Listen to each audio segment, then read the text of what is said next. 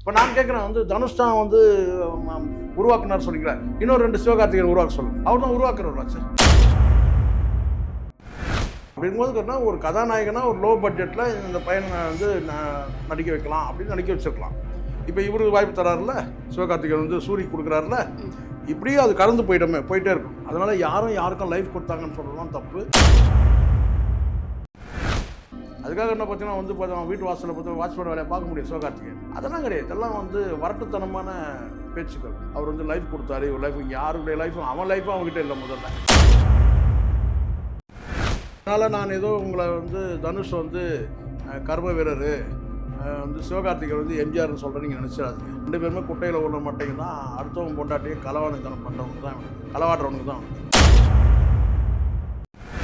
தனுஷ் வந்து அந்த மாதிரி எங்கேயும் வந்து சொல்லலன்னு சொல்லக்கூடியவங்க எல்லாருமே அவர் எங்கேயுமே பேசவே இல்லைங்க. இவர் தாங்க அப்படி பேசுனாருன்னா அவர் மென்ஷன் பண்ணிட்டாருன்னா நீங்கள் சொல்லலாம். நேமை மென்ஷன் பண்ணிட்டாரு, தனுஷை குறிப்பிட்டு சொன்னார்னா அப்போ சொல்லலாம். தமிழ் சினிமாவில் சில பேர் வேலை இல்லாத இருக்கிற சில பேர் வந்து இதை ட்ரோல் பண்ணுறாங்க தவிர இதில் பெருசாக ஒன்றுமே இல்லைன்னு நான் நினைக்கிறேன். அவரும் மென்ஷன் பண்ணி சொல்லியிருந்தா சொல்லலாம்.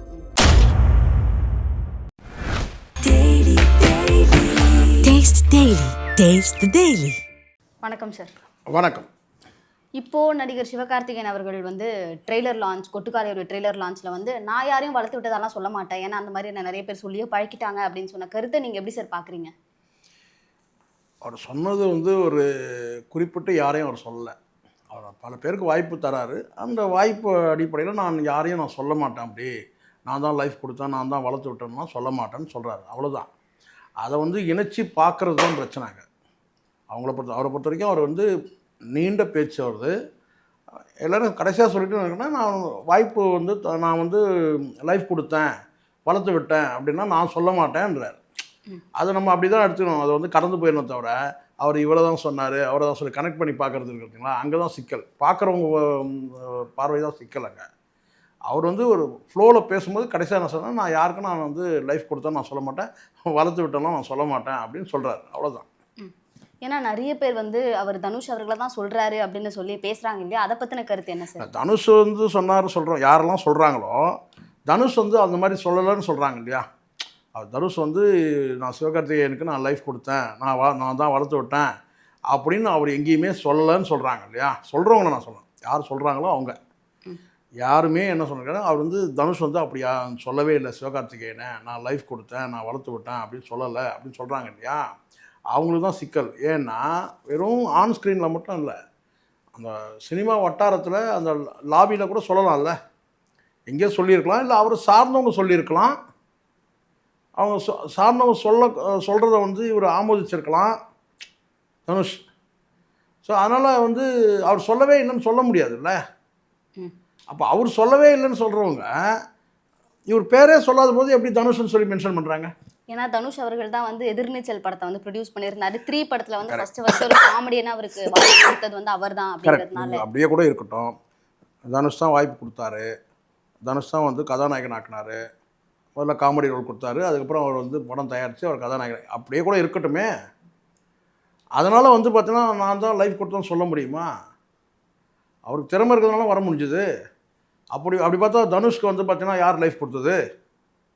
அவங்க அப்பா ஒரு லைஃப் கொடுக்குறாரு, அதுக்கப்புறம் அடுத்தடுத்து வேறு ப்ரொடியூசருங்க வந்து வாய்ப்பு தராங்கன்னா அந்த ஒரே படத்தில் காணாமல் போயிருப்பார்ல, அப்போ அவங்களாம் லைஃப் கொடுத்தாங்கன்னு சொல்ல முடியுமா? ஒரு படத்தில் இவர் வந்து கதாநாயகன் ஆகிறாரு, அடுத்த படத்தில் வந்து அவருடைய திறமையில் தான் நிற்கிறாரு. இப்போ சந்தானம் கூட வந்து பார்த்தீங்கன்னா வந்து காமெடினாக இருந்து ஹீரோவாக வந்தார். 1-2 படம் வந்து அதுக்கப்புறம் படம் வரல, நிற்கணும் இல்லை இங்கே. அப்போ திறமை இருக்குது, அதை தாண்டி ஒரு அதிர்ஷ்டம் இருக்குது. அதனால் அவர் வந்து சிவகார்த்திகேயன் நிற்கிறார். ஸோ அதனால் நான் ஆரம்பத்தில் ஒரு வாய்ப்பு கொடுத்துட்டேன்றதுனாலே அதனால் நான் லைஃப் கொடுத்துட்டேன்னு சொல்லக்கூடாது. அவர் சொன்னாரான்னு தெரியல. தனுஷ் வந்து நேரடியாக சொன்ன மாதிரி எங்கேயோ ஒரு மேடையிலையோ இல்லை ஏதாவது ஒரு ஒளிபெருக்கி ஏதாவது ஒரு ரெக்கார்டிங்கில் இல்லை. ஆனால் இவர் அப்படி சொல்லலைன்னு கேட்டால் தனுஷ் தான் வந்து சொன்னார் அப்படின்னா சொல்லலை, நான் லைஃப் கொடுத்தேன், நான் வளர்த்து விட்டேன்னு சொல்லி சொல்ல மாட்டேன் அப்படின்னா. அவர் வந்து தனுஷ் வந்து ஒரு ப்ரொடியூசர் ஆகி அவருக்கு ஒரு வாய்ப்பு தராரு, சரிங்களா. இங்கே ப்ரொடியூசர்களுக்கே வாய்ப்பு தேவைப்படுது. பெரிய ஸ்டாருங்களை இருந்தால் தான் ப்ரொடியூசருக்கு வந்து வாய்ப்பு தரும்போது அது பெருமையாக சொல்கிறாங்க. எனக்கு வந்து தயாரிப்பதற்கான வாய்ப்பே வந்து பெரிய ஸ்டார் இவர் தான் கொடுத்தாருன்னா சொல்கிறாங்க இல்லையா? அப்படி இருக்கும்போது கேட்டால் ஒரு கதாநாயகனா ஒரு லோ பட்ஜெட்டில் இந்த பையனை வந்து நடிக்க வைக்கலாம் அப்படின்னு நடிக்க வச்சிருக்கலாம். இப்போ இவருக்கு வாய்ப்பு தராருல, சிவகார்த்திகேயன் வந்து சூரி கொடுக்குறாருல, இப்படியே அது கடந்து போயிட்டே இருக்கும். அதனால் யாருக்கும் லைஃப் கொடுத்தாங்கன்னு சொல்கிறதுலாம் தப்பு. ஒரு வாய்ப்பு தராங்கன்னு வேணால் சொல்லலாம், சான்ஸ்ன்னு சொல்லுங்கள், அது லைஃப்னு சொல்லக்கூடாது. ஒரு சான்ஸ் கொடுக்குறீங்க, அந்த சான்ஸ்லாம் அவங்க நின்றுக்கிறாங்க, அவங்க ஸ்டாண்ட் பண்ணுறாங்க. அதை போயிட்டு நீங்கள் வந்து லைஃப் கொடுத்துட்டாரு, அவர் வளர்த்து விட்டார், அவர் வளர்னாலும் வந்து இவருக்கான உயரம் வந்து வளருவார். சரிங்களா? இவர் ஒன்றும் தனுஷ் வந்து உரம் போட்டுலாம் வளர்க்க வேண்டியதில்லை. ஏன்னா வந்து சிவகார்த்திகேயன் அவர்கள் வந்து இவ்வளோ வருஷமா எத்தனையோ ப்ரெஸ் மீட்ஸில் பேசியிருக்காரு. ஆனால் இப்போ வந்து என்னை யாரும் வளர்த்து விட்டாங்கன்னு சொல்லி நிறைய பேர் பேசிக்கிறாங்கன்னு சொல்கிறத வந்து இல்லை, அப்படி சொல்லவே இல்லையே அவர், அப்படி சொல்லவே இல்லை. நான் யாரையும் சொல்ல மாட்டேங்கிறார். நான் வந்து யாருக்கும் லைஃப் கொடுத்து சொல்லிட்டாங்க அப்படின்னு சொல்கிறாரு இல்லையா? இல்லை, நிறைய பேர் சொல்கிறது என்னன்னா பொதுவான வார்த்தை. அது ஜென்ரலாக என்ன கேட்டிங்கன்னா, இவரை வளர்த்து விட்டா அவரை வளர்த்து விட்டோன்னு சில பேர் சொல்லுவாங்க, நான் அந்த மாதிரி சொல்ல மாட்டேன்னு சொல்கிறாரு. ஏன்னா மக்கள் மத்தியில் வந்து இது ஒரு சிவகார்த்திகேயன் அவர்கள் வந்து ஒரு லூஸ் டாக் விட்டுட்டாரு அப்படிங்கிற மாதிரி லூஸ் டாக்கும் கிடையாது, இங்கே வந்து எதுவும் கிடையாதுமா. இது வந்து அப்படி பார்க்குறதே தப்பு. அவர் பேசும்போது அந்த வார்த்தையை பேசுகிறார், ஜென்ரலாக பேசக்கூடியது தானே. இல்லை, இப்போ மேடையில் வந்து நம்ம எல்லா விஷயத்தையும் பேச மாட்டோம் இல்லையா? நம்ம மேடையில் என்ன பேச போகிறோம் அப்படிங்கிறதே ஒரு ஸ்கிரிப்டோட தான் வந்து பேசக்கூடிய ஒன்று தான் மேடையில். நம்ம ஒரு சாதாரணமாக 2 பேருடைய கான்வர்சேஷன் கிடையாது மேடையில். நம்ம பேசுகிற வார்த்தைகள் எல்லாமே வந்து ரெக்கார்ட் பண்ணப்பட்டு இருக்குன்னும் பொழுது எல்லாமே ரொம்ப கவனமாக பேசக்கூடிய வார்த்தை. அதனால தான் அவர் கவனமாக பேசுகிறாரு. தனுஷ் பேரை சொல்லலை, அதனால தான் அவர் கவனம். நீங்கள் சொல்கிறது கரெக்டு, கவனமாக, அதனால தான் அவர் கவனமாக பேசுகிறாரு. தனுஷ் பேரை சொல்லலைன்னு சொல்கிறேன் நான். ஓகே, அவர் வந்து மைண்ட் வாய்ஸை கொஞ்சம் சத்தமாக பேசிட்டாரு அப்படிங்கிற மாதிரி சொல்லப்படுது. அப்படிலாம் சொல்ல முடியாதுமா. அவங்க வந்து ஒவ்வொருத்தருக்கும் ஒரு அந்த மேடை பேச்சில் வந்து ஒவ்வொருத்தருக்கும் ஒரு பாணி இருக்குது. சரிங்களா? அவர் வந்து ஃப்ளோவாக தான் பேசிட்டு வராரு. வரும்போது இந்த வார்த்தை சொல்கிறாரு, சொல்லும்போது பேரை உச்சரிக்கலை. நீங்கள் சொல்கிற மாதிரி கவனமாக பேசுறதா கூட எடுத்துப்போமே. சரிங்களா? இங்கே வந்து தனுஷ் வந்து அந்த மாதிரி எங்கேயும் வந்து சொல்லலைன்னு சொல்லக்கூடியவங்க எல்லாருமே அவர் எங்கேயுமே பேசவே இல்லைங்க, இவர் தாங்க அப்படி பேசுகிறாருன்னா அவர் மென்ஷன் பண்ணிட்டாருன்னா நீங்கள் சொல்லலாம். நேமை மென்ஷன் பண்ணிக்காரு, தனுஷை குறிப்பிட்டு சொன்னார்னா அப்போ சொல்லலாம். தனுஷை குறிப்பிட்டு சொல்லாத போது அவரை தான் சொல்றாருன்ற அது புரிஞ்சுக்கிறது எப்படின்னு கேட்குறேன். ஏன்னா முன்ன மாதிரி வந்து 2 பேரும் வந்து ஒரு மேடையில் வந்து பேசிக்குவாங்க, 2 பேரும் இன்டர்வியூஸ் கொடுத்துட்டு அது எதுவுமே இப்போ இருக்கிறது இல்லைங்கிறதுனால எல்லா தொழிலையும் மனஸ்தாபங்கள் உண்டு. சினிமாவில் கூட மனஸ்தாபங்கள் இருக்கலாம்ல, இருக்கக்கூடாதா என்ன? 2 உறவுகளுக்கு இடையில் வந்து பார்த்திங்கன்னா வந்து மனஸ்தாபங்கள் வந்து ரொம்ப ஈஸியாக வரும், அதுக்கப்புறம் அவங்க சேர்ந்துப்பாங்க. இது எல்லாருக்கும் சொல்லப்படுறதாம்மா. ரஜினி கமலுக்கு வந்து அதுக்கு முன்னாடி எம்ஜிஆர் சிவாஜிக்கு, ரஜினி கமலுக்கு இதெல்லாம் வெவ்வேறு காலகட்டத்தில் அவங்கெல்லாம் இணைஞ்சு அவங்க அத்தனை பேர் முகத்திலும் கரிய பூசியிருக்காங்க. இது கடந்த காலத்தில் உங்களுக்கு வந்து பின்னோக்கி பார்க்க முடிஞ்சால் பாருங்கள். சிவாஜி எம்ஜிஆரும் அப்படி தான் சென்று முடிச்சு விட்டாங்க. நேருக்கு நேர் எதிரி மாதிரி ஒரே ஃபோட்டோவில் கூட நீங்கள் பார்க்க முடியாது. அதுக்கப்புறம் ஒரு ஸ்டேஜில் ஒரு காலகட்டத்தில் அவர் முதலமைச்சரான பிறகு ஒரே ஸ்டேஜில் விருது கொடுக்குற விழாவில் வந்து 2 பேரும் முத்தங்களை பரிமாறிக்கிறத நீங்கள் பார்த்துருப்பீங்க. எம்ஜிஆர் வந்து சிவாஜிக்கு வந்து முத்தம் கொடுப்பாரு, அப்போ நம்பியார் கூட ஓடி வந்து கேட்பார், எனக்கும் கொடுன்னு, உனக்கு இல்லை போன்னுவார். சரி, இது வந்து ஒரு காலகட்டத்தில் வந்து கமலுக்கும் ரஜினிக்கும் கடும் போட்டி, ஆடுபுலி ஆட்டம் படத்துலலாம் ஒருத்தர் அடிச்சுக்கிட்டாங்க, ரசிகர்கள் அடிச்சுக்கிட்டாங்கன்னு சொல்லிட்டு ஒரு கடும் போட்டியாக இருந்தது. அது ஒரு காலகட்டம். ரஜினி வளர்ந்து வரக்கூடிய காலகட்டம், கமல் ஏற்கனவே வந்து வளர்ந்துட்டு இருக்கிற ஒரு நடிகர். 2 பேருக்கும் வந்து எதிர்ப்புறமாக அப்புறம் ஒரு கட்டத்துக்கு மேலே அதே யார் எந்த பாலச்சந்தர் 2 பேரும் உருவாக்குனாரோ அவரே என்ன சொன்னார், தனித்தனி படங்கள் எடுக்க ஆரம்பித்தார். நினைத்தாலே இனிக்கும் இந்த மாதிரி சில படங்கள் வந்து ஆடுபுலி ஆட்டம் இதெல்லாம் ஒரே மாதிரி. ஆடுபுலி ஆட்டம் பிறகு தான் வந்து தனித்தனியாக நடிக்க ஆரம்பித்தாங்க. ஸோ அதுக்கு பிறகு வந்த நடிகர்கள் எல்லாருமே சொல்கிறேன் நான், விஜய் அஜித் கூட என்ன சொன்னால் நேருக்கு நேர் போட்டி, அவர் வந்து கேம் ஓவர்னு காமிச்சார், முதுகு பக்கம் காமிச்சார் அஜித், அப்படிலாம் சொன்னாங்க. அதுக்கப்புறம் இப்போ அவங்களுக்குள்ள நல்ல ஃப்ரெண்ட்ஷிப்பில் தான் இருக்கிறாங்க. ஓகே சார், இப்போ நீங்கள் வந்து இங்கே நீங்கள் ஒரு விஷயம் பார்க்கணும். இதை தாண்டி இப்போ வரக்கூடிய அத்தனை பேருமே ஒரு இமேஜை க்ரியேட் பண்ணுறது தான் இதெல்லாம். என்னென்னு கேட்டால் ஒரு அட்டென்ஷனை க்ரியேட் பண்ணுறதுன்னு கேட்டால் இவங்களுக்குள்ளே வந்து போட்டி சண்டை இருக்குது அப்படின்னு. தனுஷுக்கும் சிம்புவுக்கும் ஒரு பீரியடில் இப்படி தான் பேசுனாங்க. அதுக்கப்புறம் ஒரே மேடையில் கூட நின்றதை பார்த்தோம். ஸோ இதெல்லாம் வந்து தமிழ் சினிமாவில் சில பேர் வேலை இல்லாத இருக்கிற சில பேர் வந்து இதை ட்ரோல் பண்ணுறாங்களே தவிர இதில் பெருசாக ஒன்றுமே இல்லைன்னு நான் நினைக்கிறேன். அவரும் மென்ஷன் பண்ணி சொல்லியிருந்தா சொல்லலாம், நாமளாக ஒரு கற்பனையை பண்ணிக்கூடாதுன்ற நான். இப்போ நீங்கள் பேசும்பொழுது சொல்லியிருந்தீங்க எல்லா தொழிலையுமே வந்து மனஸ்தாபங்கள் வர்றது வந்து ஒரு சகஜமான ஒரு விஷயம். அந்த மாதிரி இவங்க 2 பேருக்குள்ள எதனா ஒரு மனஸ்தாபங்கள் இருக்கலாம் அப்படிங்கிற மாதிரி சொல்லியிருந்தீங்க இல்லையா? அது என்ன மாதிரியான ஒரு மனஸ்தாபமாக இருக்கக்கூடும் அப்படிங்கிறதுக்கு எதுவும் இருக்கா? அப்படி இல்லைம்மா. இது வந்து ஒரு விஷயம் நல்லா புரிஞ்சுங்களேன். இங்கே வந்து ஏற்கனவே சினிமாவில் வந்து தனிப்பட்ட வாழ்க்கையும் சினிமாவும் கலந்தே இருக்குது, தொழிலும் கலந்தே இருக்கிற மாதிரி தான் பல பேர் அமைச்சிட்டு இருக்கிறாங்க. பட் சிவகார்த்திகேயன் அப்படி இல்லைன்னு நினைக்கிறேன். அவங்க மனைவி எந்த தயாரிப்பு நிறுவனம்லாம் வச்சுருக்கிறாங்களா இல்லையான்றது தெரியல, அந்த மாதிரி எதுவும் இருக்கிற மாதிரி தெரியல. ஆனால் வந்து இவங்க அப்படி இல்லை. தனுஷ் வந்து கேட்டிங்கன்னா குடும்பத்தையும் இது ரெண்டும் ஒன்றா இருக்கும். ஏன்னா அவங்க மனைவியே இயக்கியிருக்காங்க இவருடைய படத்தை. அப்புறம் இவர் அவருடைய மாமனார் படத்தை வந்து இவர் தனுஷ் வந்து தயாரிச்சிருக்கிறாரு, காலா படத்தை. அந்த மாதிரி வந்து குடும்பமும் தொழிலும் சேர்ந்து கலந்துப்பாங்க.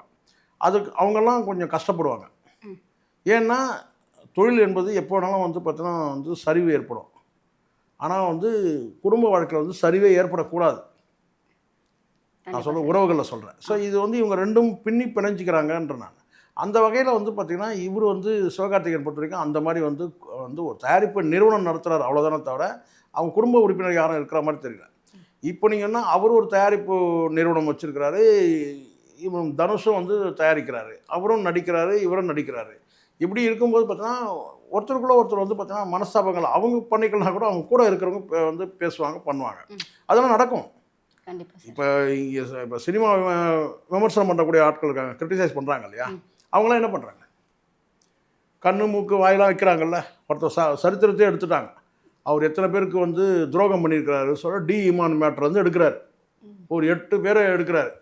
8 சம்பவத்தில் சொல்லி இவங்க இவ்வளோ வந்து துரோகம் பண்ணியிருக்கிறாரு அப்படின்னு ஒரு பார்வை எடுத்து வைக்கிறாங்க. இது போன்ற நபர்கள் தான் விஷக்கிருமிகள். இந்த சினிமா விமர்சனம் என்ற பேரில் விமர்சனம் பண்ணக்கூடிய ஒரு 3 நாதாரிகள் இருக்குது இல்லையா, 3 4 இருக்குது. அவனுக்கு என்ன பண்ணுறானுங்கன்னு கேட்டால் வந்து கதாநாயகங்களுக்குள்ளே வந்து ஒரு போட்டியை உருவாக்குறது. போட்டி உருவாக்குனா கூட பரவாயில்ல, ஒரு பொறாமை சச்சரவை உருவாக்குறாங்க. இங்கேம்மா ஏற்கனவே தமிழ் சினிமா வந்து கோமா ஸ்டேஜில் இருக்குது.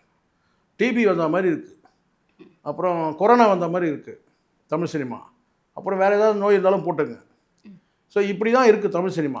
ஏற்கனவே இங்கே சக்ஸஸ்ன்றதே ரொம்பவும் கேள்விக்குறியாக இருக்குது. அதுவும் இந்தியன் 2 விழுந்த பிறகு இன்னும் பெரிய அளவில் வந்து ஒரு என்ன சொல்கிறது, ஒரு அச்சத்தோடு தான் அவங்க படம் எடுக்கிறாங்க. பெரிய பட்ஜெட் படங்களும் விழுந்துடுது, லோ பட்ஜெட் படங்களும் ஓடலை.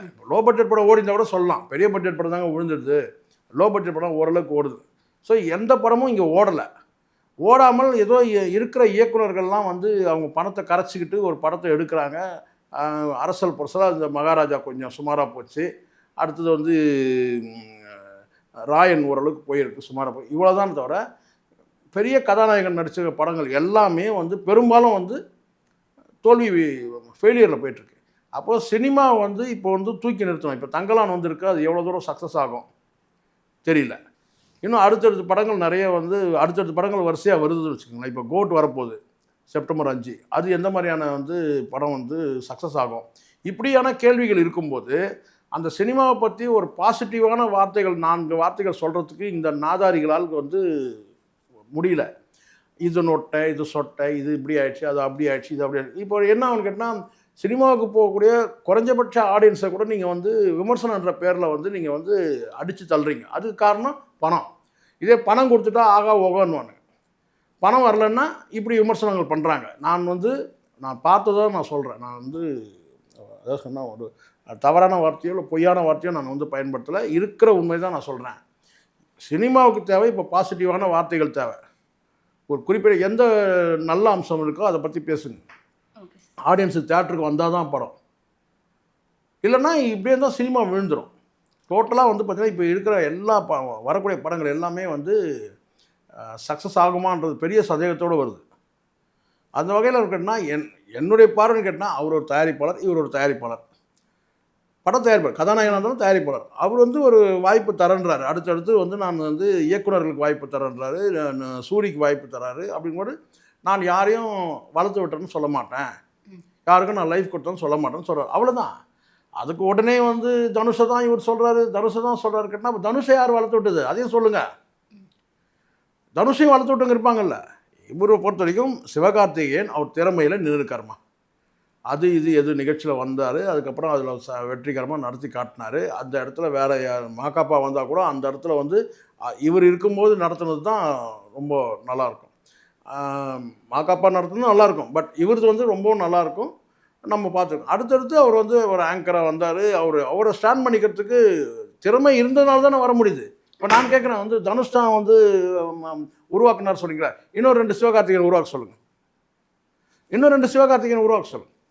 அவர் தான் உருவாக்குறவராச்சு. இன்னும் ஒரு 4 கதாநாயகனை உருவாக்குங்க பார்க்க. இல்லை, முடியாதுல்ல. இப்போ புரியுதுங்களா? அவங்க வந்து அவங்களோட திறமையில முன்னேறி வராங்க. வாய்ப்பு மட்டும்தான் வழங்கப்படுது. நீங்கள் இந்த வாய்ப்பு தரலாம், இன்னும் கொஞ்சம் லேட்டாக வேறு யாருன்னா வாய்ப்பு கொடுத்துருக்கலாம் இல்லையா? இல்லை வாய்ப்பு மறுக்கப்பட்டிருந்தா ஒரு நடிகர் வந்து பார்த்தீங்கன்னா நம்ம இழந்திருப்போம், அப்படி கூட எடுத்துக்கலாம். ஆனால் அதுக்காக வாழ்க்கையை கொடுத்துட்டு சொல்லிட்டு காலையில் ஒரு தடவை ஃபோனை போட்டு தனுஷ் சார் நீங்கள் எனக்கு லைஃப் கொடுத்துருக்கீங்க சார், உங்களுக்கு good morning sir. Dhanush sir நீங்கள் வந்து சாப்பாடு போட்டிங்க சார், இந்த சாப்பாடு உங்களால் தான் சார் நான் சாப்பிட்றேன், நான் மோர் தயிர் ஊற்றி சாப்பிட்றேன் சார், உங்களுக்கு வந்து பார்த்தீங்கன்னா வந்து good afternoon sir, good evening sir, good night sir. என்னம்மா இது? அதுக்காக என்ன பார்த்தீங்கன்னா வந்து பார்த்தீங்கன்னா வீட்டு வாசலில் பார்த்து வாட்ச்மேன் வேலையை பார்க்க முடியும் சிவகார்த்திகேயன் ஒரு வாய்ப்பு கொடுத்ததுனால? அதெல்லாம் கிடையாது. இதெல்லாம் வந்து வரட்டுத்தனமான பேச்சுக்கள். அவர் வந்து லைஃப் கொடுத்தாரு, ஒரு லைஃப். இங்கே யாருடைய லைஃப்பும் அவன் லைஃப்பும் அவங்ககிட்ட இல்லை. முதல்ல அடுத்து 4 படம் ஊற்றிட்டாக்கா அவருக்கு யார் வாய்ப்பு தருவாங்க? தனுஷே சொல்கிறேன். அடுத்து ஒரு 4 படம் வந்து ஃபெயிலியர் ஆகுதுமா, யார் வாய்ப்பு தருவாங்க? இப்போ புரியுதுங்களா? இங்கே யாரும் வந்து வாய்ப்பு கொடுக்குற அத்தனை பேரும் நீங்கள் வந்து வாழ்க்கை தரவங்கன்னெலாம் எடுத்துக்க முடியாது. ஒரு சான்ஸ் கொடுக்குறாங்க, அந்த சான்ஸை பயன்படுத்தி நிற்கிறாங்க, அவ்வளோதான். அப்படி தான் நம்ம இதை எடுத்துக்கணும். Okay sir. இப்போ என்னன்னா தமிழ் சினிமாவில் யார் டிவோர்ஸ் பண்ணாலும் அதுக்கு காரணம் வந்து தனுஷ் அவர்கள் தான் அப்படின்னு சொல்லி ஒரு தரப்பில் வந்து பேசுகிறாங்க. இப்போ சிவகார்த்திகேயன் அவர்கள் கூட ஒரு பேச்சு வழக்கில் சொல்லதான் சொன்னார், இந்த மாதிரி என்னை வளர்த்து விட்டதா சொல்கிறாங்க அப்படின்னு சொல்லி. அது தனுஷ் அவர்கள் தான் அப்படின்னு சொல்லி குறிப்பிட்டு சொல்லலை. இப்படி குறிப்பிட்டு சொல்லப்படாத விஷயங்கள் சினிமாவில் கான்ட்ரவர்சியாக எது நடந்தாலுமே அது தனுஷ் அவர்கள் மேலே திருப்பப்படுது இல்லையா? அதை பற்றி என்ன சார் நினைக்கிறீங்க? இங்கே வந்து ஒரு விஷயம் நீங்கள் சொல்கிறீங்களாம்மா, இங்கே ஒவ்வொரு மனிதனையும் வந்து இந்த சமூகம் கூர்ந்து நோக்குது. தனுஷை வந்து கடந்த காலத்து தனுஷோட நிகழ்காலம், கடந்த காலம், இதை வந்து ஒரு என்ன ஒரு ஆய்வுக்கு உட்படுத்தும் போது இதை ஒரு மெனக்கட்டு யாரும் செய்கிறதில்ல. போகிற போக்கில் ஒரு இது தெரிய வரும்போது என்னென்னா, அவர் வந்து ஒரு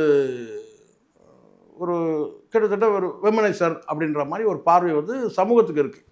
அவர் பல குடும்பங்களை வந்து கணவன் மனைவி பிரிச்சிருக்கிறாரு அப்படிலாம் சொல்லப்படுது. அப்போது இது வந்து அது வந்து வெளிப்படையாகவும் பலரும் பேசுகிறாங்க, குடும்பத்தில் இருக்கிறவங்களும் பேசுகிறாங்க, எல்லாரும் பேசுகிறாங்க. அப்போது இங்கே அதுதான் இங்கே முக்கியம். இங்கே சமூகமே பேசுது.